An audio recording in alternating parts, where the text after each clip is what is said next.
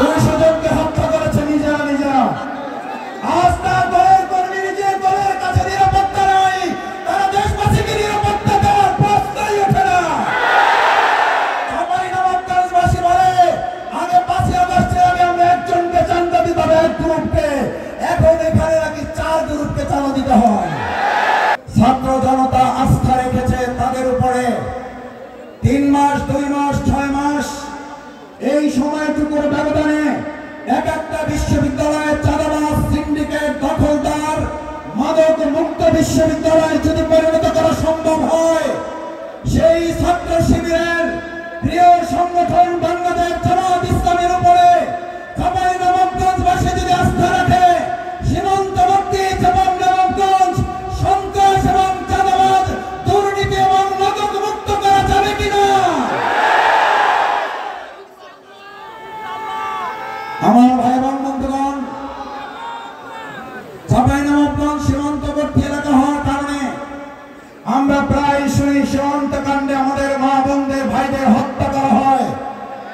2011 সাল থেকে 2024 সাল পর্যন্ত এই চাঁপাইনবাবগঞ্জে জামাত ইসলামী ছাত্র শিবিরকে টার্গেট করে দেখে দেখে গুলি করে আমাদের ভাই বোনদের পাশাপাশি আমাদের বোনদেরকে হত্যা করা হয়েছে।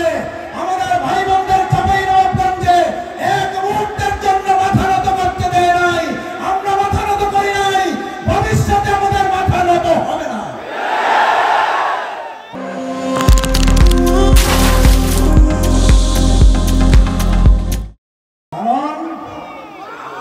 আজ এখানে ছাত্র যুবক যারা এসেছেন, সাথে যারা অভিভাবক এসেছেন, কবি নজরুলের একটা চমৎকার উদ্ধৃতি আছে, মনে করার কারণ নাই।